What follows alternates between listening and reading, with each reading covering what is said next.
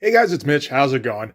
Well, we've kind of neglected the Top Cow section of Image Comics for quite a while. I kind of avoided it after I finished up, after I ran out of steam on Cyberforce. I kind of got to issue 7 and decided, okay, I'm kind of done with this title.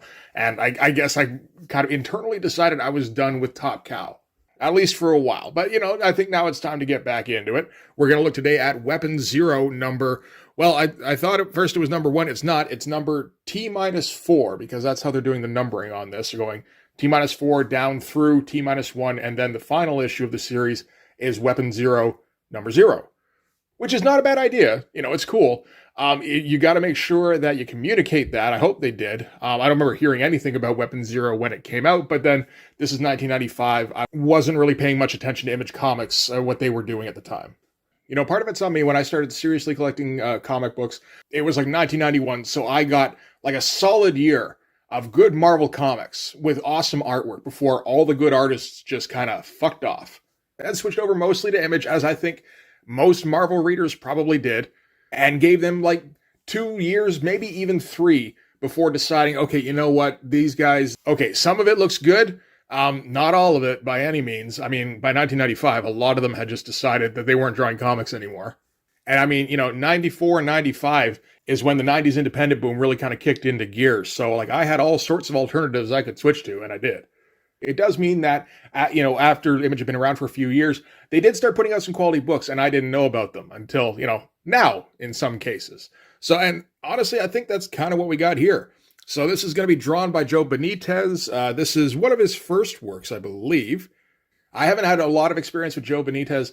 I know back when I was buying comics off the rack, I did pick up a random issue of The Darkness that I believe was drawn by him.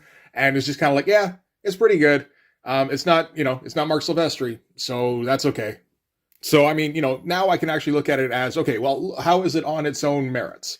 And I've had this for a little while, and I kind of put off taking a look at it because, again, I'm not super stoked on Joe Benitez in 1995, and I didn't know who wrote it.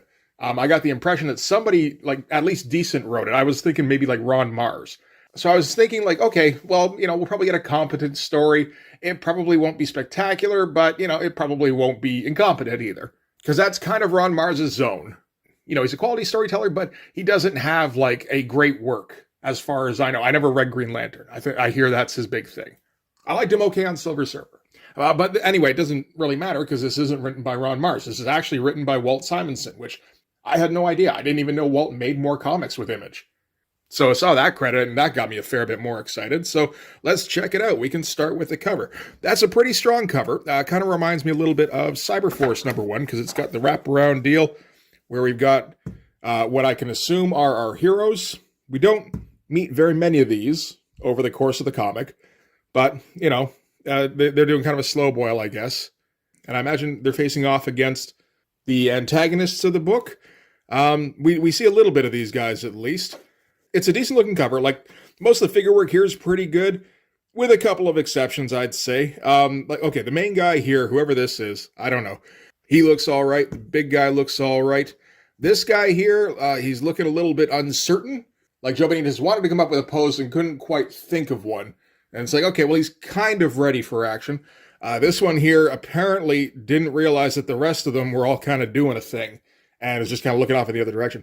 And this is one of the best instances I think I've seen of bendy spine syndrome, where he's got a sexy lady and he managed to cover up the boobs, which put him in a bit of a pickle, because, I mean, you kind of need those on a cover when you got a sexy lady character. So to make up for it, he broke her spine and twisted her hips so that we can at least see her ass.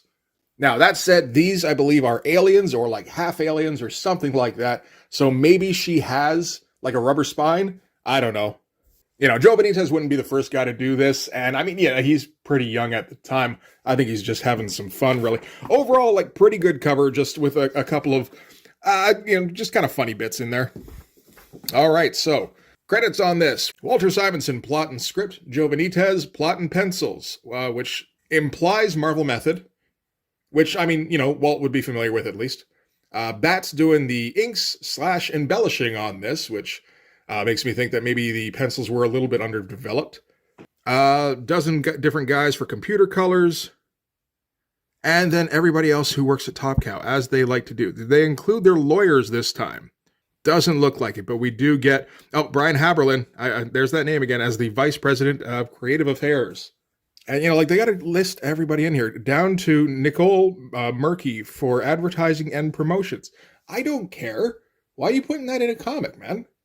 Like, you can do a little bit of thank you. I don't know. It just seems, when I want to see credits, I want to see like 6, 7 names, maybe. Writer, pencils, inks, lettering, coloring, editor-in-chief. If you have such a thing.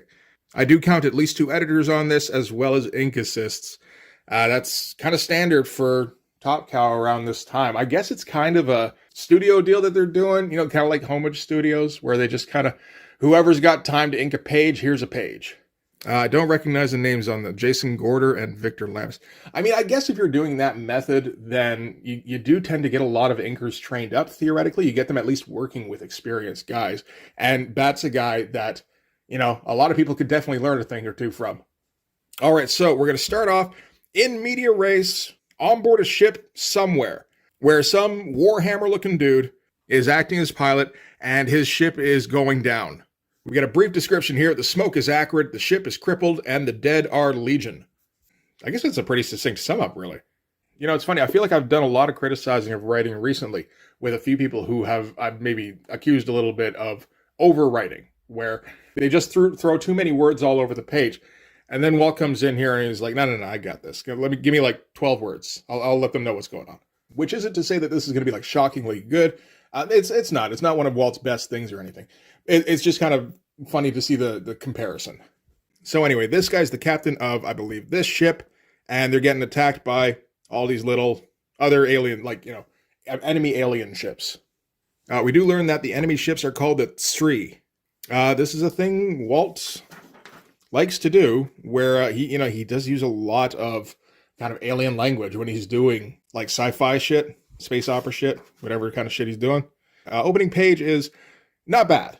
Not spectacular drawing, but, dynamic and kind of, gives us a pretty quick insert on what's going on, which is nice. They're trying to get the warp engines online, but everything's failing. And that's when the Sri mothership warps in, and their captain gets on the view screen here and demands their surrender. As soon as they show up, the captain here of whatever race, I feel like we've got a race name in here somewhere, but I can't quite find it on a quick scan, so oh well. But he immediately says, on my signal, drop screens and reroute all power to sublight drive and plot an intercept course for this ship that's like right in front of them. So yeah, the captain here, she demands their surrender. He goes, you got it, Lieutenant, off you go. Decent spread here with, a lot of little bits of action, it feels like the ship's exploding around everybody. They're trying to get everything under control. And then we get like a big pause in the middle here for the giant crossing the seam panel here. And it does kind of like just stop you for a second. It's nice before we pick back up again. So yeah, he gives a signal. Lieutenant initiates the warp drive, sends them rocketing right into the alien mothership. And they just kind of smash together and fuse, I guess, because the ship's in warp. So they don't die immediately. But, I mean, there's no chance of survival at this point. They both get captured by the nearby planet's gravity, and they start falling through the atmosphere. So anyway, enemy mothership is crippled. They've still got a bunch of these little drones here. There's drones, right? I saw them on the first page. Yeah, there's a couple drones at least. But then the protagonist reinforcements show up, and they'll be able to pick off all the stragglers. With the mothership knocked out of commission, the battle at least is won for their side, even if they're not going to survive to celebrate it. And, Captain just kind of consoles what crewmates he's got left as they fall down through the atmosphere here. So that's our opening. And I got to say, that's a pretty strong opening. That was 5 pages. We didn't learn a whole lot about the conflict, but you don't necessarily need to know a whole lot. It's a space fight. These guys were doing pretty poorly, so they said, hell with it. Just aim at the big one, and as long as we knock that one out, maybe we can get something out of this. So if you remember the only good part from The Last Jedi, where the rebel ship goes to hyperspeed through the Imperial pursuers. That's how Walt decided to start this miniseries off, which is strong, I will say. So before we go any further, I'm just going to remind you guys that there are 3 days left in the Blood Force Kickstarter. There's today, there's tomorrow, and then it ends at 7 o'clock Pacific on Saturday. So if you haven't already checked out the Blood Force campaign, it's a satire on 90s extreme comics, using a 90s extreme type style. A few people seem to think it's funny. One of them is me. And I've had a lot of fun putting it together over the last few years. So go check that out. First link in the description on this video. We have been funded, so the comic will come out. However, we're still looking to get it fully colored. So that's the first stretch goal, and we are just within a few $100s of that. So, again, if you want to take a look, we could definitely use your help on that. All right, so back to this. So we can, I guess we're far enough into this now, we can talk a little bit about the art, which is okay, usually. This is, I don't think, quite Joe Benitez's first thing. That seems to be the Cyblade Origins miniseries. But it's very early on. It's not great looking, but which isn't to say that it looks bad. It doesn't knock your socks off or anything. It's fine. I feel like Bat is kind of shining it up a little bit here and there. That said, there aren't really too many lapses. You know, like this kind of shot is like standard issue. You can pretty much throw that out because that's got to be the easiest thing on the page to draw. You look at stuff like this, and it's like, yeah, he's still struggling a little bit with facial construction, but it's mostly there, I'd say. His hands they look pretty good. Not a ton of detail on any given page, not a ton of rendering on any given figure, and haven't really seen too much of an aptitude for creative page or panel design just yet. This piece aside here. And even like when we do get creative page panel designs, I don't know if Walt's helping him out. He absolutely could be. I'm pretty sure Walt can bang out some awesome looking thumbnails in like 20 minutes. Just not too much is leaping off the page here. It's competent, which is, hey, not everybody is. So then we're going to cut to the surface of the planet that they're plummeting towards. And this planet has dinosaurs. Imagine that in a Walt Simonson scripted comic. So it doesn't take much to make the leap that the ship that's rocketing towards the planet, this is the asteroid that fell to Earth, however many hundreds of millions of years ago, that caused the extinction of the dinosaurs.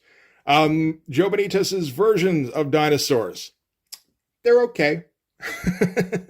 I've seen worse. We just recently looked at the Voodoo/Zealot or Zoodoo crossover, and there was one maybe dinosaur in that, and it looked pretty god-awful.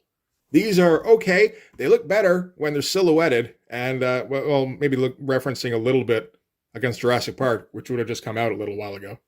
I'm just thinking, like a Walt scripted book, and like Tyrant just came out, right? Like the year before this. I wonder if Walt sent in a letter for Tyrant. He must have, right? Did I read? I don't know. And, big crater, big kind of nuclear explosion here. And, hundreds of millions of years pass. Life kind of backs off for a few millennia before it starts creeping back in and eventually reaches out from beyond the planet to the surface of the nearby moon, where they found codename Strike Force. See the beginning before the end. That's another one that doesn't look too bad. This is apparently drawn by Anthony Wynn. Anthony Wynn's a guy who I haven't seen a whole lot of again. Mostly I think I've seen his very, very early stuff, which wasn't very good. I don't know if it's a combination of like rushed pencils and inks and a guy who's just getting his first work, and I feel like that must have been the case, but I was very not impressed. This looks quite a bit better. Getting it by D-Tron certainly helps. They really did develop the best inkers over at Top Cow, didn't they? It's interesting because like this, these aren't Silvestri faces exactly, but they're kind of close. Anyway, obviously the species that reached out from the Earth to the moon would be man. So we're going to cut quickly to the 60s for the Apollo 11 mission, which everybody is super stoked about, except at NASA, where they're getting some weird telemetry on the dark side of the moon. Just kind of a quick transitional page here. Everything looks all right. Kind of cartoony. I don't really have a problem with that. But anyway, from there, we're going to cut to present day, where another NASA mission is being sent to the moon. This is Apollo 18 now. And they get to the dark side and, their communications go dark. Some of this stuff looks pretty good. Like this, the interior of the cabin here. I don't have a problem with this. These suits look all right. There's some kind of nonsense tech going on behind them, but you definitely get the impression that they're sitting in a cabin anyway. Ship looks all right. Doesn't look 100% real, but again, I don't mind. And so they come up on the Al Ghul crater, I believe. So I guess this would be one of the larger craters on the moon. And they're all decked out in like manga-inspired mech gear. So this is not a typical NASA mission. This is a joint military venture. Communications going dark was part of the plan because they're basically following up on the weird telemetry that the Apollo 11 mission found back in the 60s. They say earlier that there haven't been any manned missions to Mars in about 20 years. So you get the impression that they've been spending all this time kind of getting ready to do some serious investigation. And like that's a fun big panel, where you get to draw some fun, weird looking tech. I kind of dig this tech. It's not 100% my kind of thing. Like I prefer like a Dave Johnson personally, but this certainly gets the job done. I'm kind of glad that this series came out when it did in 1995 because I think we're not far from The Darkness coming out, which, I mean, that would take over everything in Top Cow. Because, if this comes out in 1997, it would be biotech that they're wearing. So anyway, the astronauts dive down into the crater, pursuing that signal where they find a whole bunch of tech. And they also find a whole bunch of like cryopods with humans in them. Which is one thing that's worth noting. I mean, at the early part of the story, we don't know exactly what the deal is with these guys, but this is the distant past. And yet these are definitely humans that are populating this ship. So I'm not sure if what they're going for is that these guys are the ancestors of the human race. It feels like maybe that's what they're doing. It'd be a hell of a coincidence if human life just kind of developed naturally on Earth and it's like, oh my God, it exactly resembled the alien race that dropped down here 300 million years ago. So, okay, the astronauts are investigating. Obviously, there's all super high tech everywhere, and it's far beyond what they've ever seen. Oh, okay, here's them discovering the cryopods full of people, and something is watching them from the shadows. Some fun stuff, like this is a good shot here, where we get the just rows and rows of cryopods. I like this one here, too. This is some nice lighting. And we get another ad for a Top Cow book with the Ballistics series, which was a pretty good-looking miniseries, as drawn by Michael Turner. And okay, so then the astronauts get jumped by one of those kind of mech monsters from the cover of the book. Not quite the same, but a little bit similar in the tech. It looks like one of them gets stabbed immediately, like through the chest, leaving just two here. We got our nice big shot of the alien. It'd be pretty good if I could tell what I was looking at. I kind of can't. This seems to be a head here, and it seems to have claws, and it seems to have... Okay, that's a leg. It's still kind of a jumble. There's definitely some thought put in there, but I think it just needs to be executed a little bit better, and I'm sure Joe Benitez would get there pretty soon. Another one starts saying about how, I don't know, he gets some kind of like tech on him, which starts like invading his suit, and it seems like it starts to just like kind of tear him apart inside the suit. Starts shorting out, I guess. See, this part's a little bit confusing because I can't tell what happened here. Like, it looks like he got infected somehow, maybe from something he was holding. Was he holding something on the previous page? Yeah, maybe. Again, it's not 100% clear. That part got a little bit confusing. But it looks like he basically explodes, just leaving the leader, the colonel here. And says, something struck my helmet, but suit integrity's still okay. That is one nice thing in this. Walt gets old school about scripts, where he starts just kind of, like when people talk, they describe what's going on, which is old-fashioned and can sometimes be kind of hokey. But at the same time, it's nice in the mid-90s when people aren't necessarily clear on storytelling, and you have a guy in like his early 20s who doesn't have a whole lot of experience doing the penciling. A bit more creative with the page design here, though. We're getting some fun panels. This stuff here, it's okay. I like this one here, though. And, it feels like we're popping, I don't know, we're going with some negative space here. And then again at the bottom. And kind of a panel where nothing really happens here, but he tucked it in the back. So, I mean, there's creativity. And at the same time, it's like you don't 100% know what you're doing there, do you? Maybe not. All right, so the colonel is all that's left. He tries rocketing away. The thing grabs onto his boot, and he says, blast, it's got my boot. Let go. And it looks like it pierced it, but he says, I'm losing air, but the auto seals should. But before he can really continue, he realizes that, oh, is this falling out? Oh, a little bit. Okay. I don't suppose there was a double page spread here, was there? Not really. Damn it, I can't use it as a poster. But anyway, he cuts himself off as the little bit of tech that kind of lodged itself in his helmet seems to be growing. And again, helpfully, he says, must have embedded when he went Nova. Feels like my head's starting to, oh no, arg! As he goes flying out of the crater and techno stuff starts filling up his nose. And he's trying to run away. Looks like it's like completely enveloping him, like it seemed to be doing to the lieutenant here. So, I mean, we can expect him to blow up at any second. And that thing, the alien thing, is still following him, but even though he's kind of incapacitated here, it does back off and start moving back to the crater. So maybe just it's not comfortable leaving the crater. I don't know if it's like a watchdog kind of thing, but it feels like leaving the crater was the crucial kind of element in his escape. Then he says, feel like I'm blacking out. The ship must reach the ship. Again, like the storytelling would be pretty unclear here if he wasn't doing the kind of cheesy narrating. So I guess he does get back to the ship. There's one more guy who's waiting there for him. He's like, where are the others? And it's like, I have no idea. He doesn't remember anything that happened down in the crater anymore. And they're going to take off back for Earth. You might think we'd want to do a bit more investigation, but then again, we're past the halfway point in the comic, and the pages are starting to fall out, so we got to hurry this thing up. Oh, more forces. This is opposing forces. Cyber Force versus codename Strike Force. Is it Stryker on both of those forces?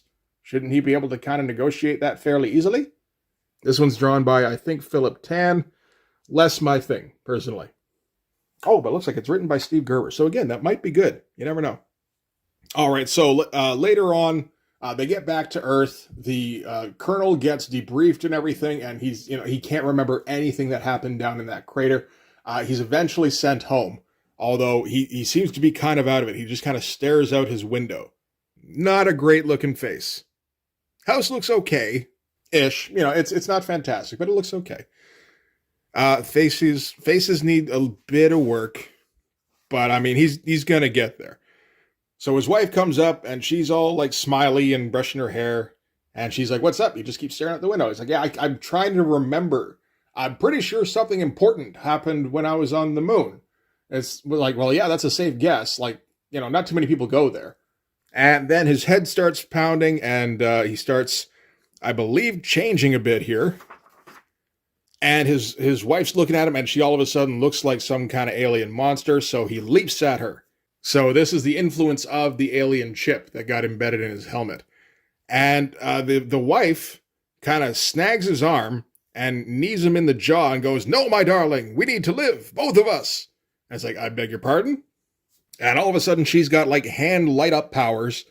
And she's like, at last, the wait is over. Tyson has been chosen, as have I. His strength's incredible. I'd never have stopped him unaided. But the sorry shall not have this one. So, okay, the crater seems to be full of tech from the evil antagonist alien race from the beginning of the book. Judging by the dialogue, she is somehow affiliated with the good guys, the Warhammer-looking guys. And she does some kind of power blast and knocks him off her and says, a quick psycho probe will tell me what I need to know. So, the Guardian let you live because you were infected. Okay, so that was what it was. So, because the alien tech got into his system, that's why I left him alone. All right. We're getting like kind of all over the place with these page designs. I don't know that Walt's helping him too much with this. This feels like trying all sorts of stuff. Like just kind of throwing shit at the wall and seeing if something sticks. It says, and we're already beginning to transform, but my love and the power of my amulet shall cleanse your soul and drive the beast out. So this is the alien infection, which she's managed to expel from her husband's body. And she's able to use her super blasty powers, even though her shirt has been torn to shreds, and eliminate the alien little creature here. And we get a bit of explanation. She says the Sri mindworm was impatient and revealed itself while it was still vulnerable, probably because it didn't realize that she had super hand blasty powers. She says, but what the mindworm has done to you cannot entirely be undone. Things have changed, for us both, forever. as she goes into the bathroom and starts putting on lipstick, including under her eyes. That's not where you put that. And a little while later, he wakes up, he just kind of sits up in bed and just goes, that dream was fucking crazy. Honey, you got to hear about this crazy dream. And she goes, it wasn't exactly a dream. And we got our big splash page of her in her, not as skippy as I thought outfit. And I imagine the guy here is thinking, you know what, if you're going to start bringing new kinks into the bedroom, you got to warn me first, hon. You know, or at least get me a cup of coffee. You can't just spring this on me when I've just woken up. Okay, looking splash page. It feels like whatever he had at the beginning, like, you know, there was some good stuff in there from time to time. It feels like he's trying to rush to get things done to make the schedule at this point. Meanwhile, back on the moon, some of the cryopods start opening up. Dudes start getting out, covered in weird alien. Oh, that is kind of biotech, really. It says, at last the waiting is over. The earth and all that inherit it shall become mine. And so I imagine this is the Sri. Or the Tsri? I don't even know how to pronounce this thing. I mean, you know, I can't exactly complain. Who knows what the hell I named my aliens. All right, so that's it for the issue. Weapon Zero T-3, the second issue. They have to clarify. Again, this is the only thing with this kind of gimmick, is you're going to have to remind people every single time you do a T- whatever. That, no, that's issue 2. Something's going on in Cyberforce, I'm sure. Oh, that Ripclaw toy is still coming out, as is the Ripclaw Special. That looks pretty good. I think I'm going to order that, because, I mean, if the interior, it says it's done by somebody named Jordan Raskin, who's a name I don't recognize, but whoever he is, he did this cover. And this cover looks, I like how this looks quite a bit. So if he did the interior as well, I kind of want to see how that is. There's also a Killraiser Special. It feels like Killraiser was like an alternate name for Ripclaw. But I know he's one of the guys from Codename Strike Force. But anyway, that's it for Weapon Zero. It's not bad. The art is like, it's okay. It mostly holds up. There's a couple of lapses here and there, and it gets a little bit simplistic towards the end of the book. But for the most part, it pretty much carries its weight. And I gotta think that he's gonna get better pretty quick, particularly if he's working in kind of a studio environment. The writing seems fine. Like, the plot seems to move okay.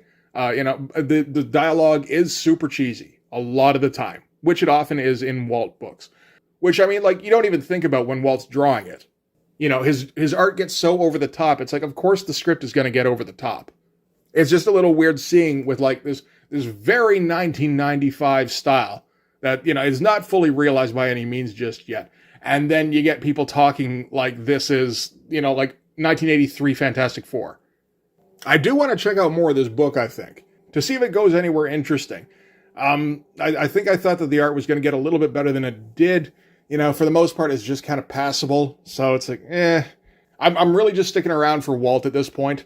But, you know, like, if I went back to 95 and I was buying this stuff off the rack, I'd pick up the next issue, again, mostly just to see if Walt can come up with something interesting for the story.